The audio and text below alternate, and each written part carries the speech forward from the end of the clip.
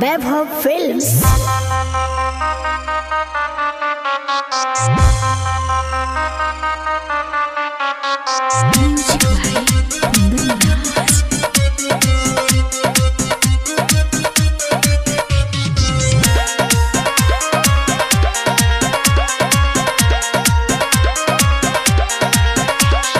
पहिले पहिले बेरी ओइनी ससुरार में बड़ी निकल लागो तारी साली सलवार में दूरी काहे खड़ा बाड़ू आज अकवार में मन कोड़े मोड़ जाई हम तलवार से। धीरे धीरे मिसला होठावे पर किसला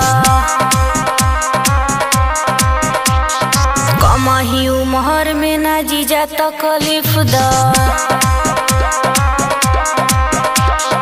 पहिले पहिले बेरी ओइनी ससुरार में बड़ी निकल लागो तारी साली सलवार में दूर काहे खड़ा बाड़ू आज अकवार में मन कोड़े मोड़ जाई हम तलवार से। धीरे धीरे मिसला होठावे पर किसला कमाही उमर में ना जीजा तकलीफ दा।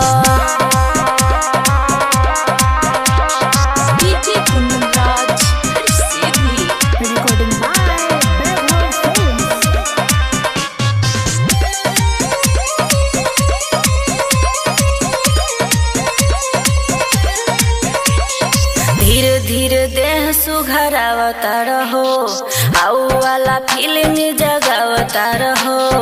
आवो तनी पास न निराश करो हो साली हो तनी बरदास करो हो। धीरे धीरे मिसला होठावे पर किसला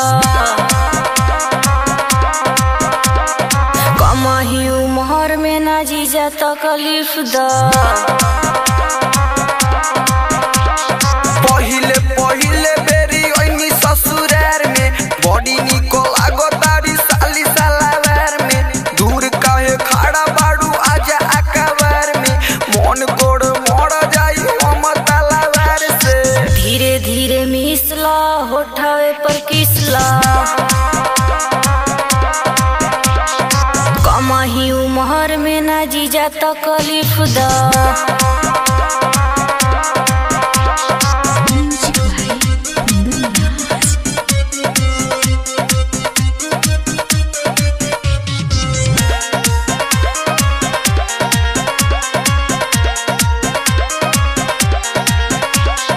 लग जाई पाता छोटे लाल गीतकार के रख दी है निकट तोहर नका सभी गढ़ के। ओ भाई अशोक के बोलावो तारू हो किशन विक्रम के भगावो तारू हो।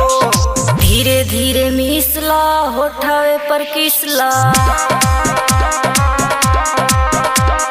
कमाही उमर में ना जीजा तकलीफ दा।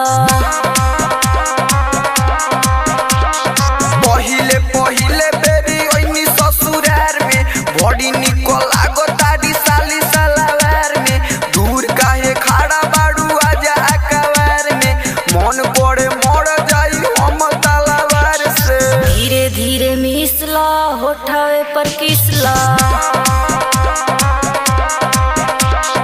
कमाही उमर में ना जीजा तकलीफ दा। रिकॉर्डिंग बाय वैभव फिल्म्स, डेरा चौक।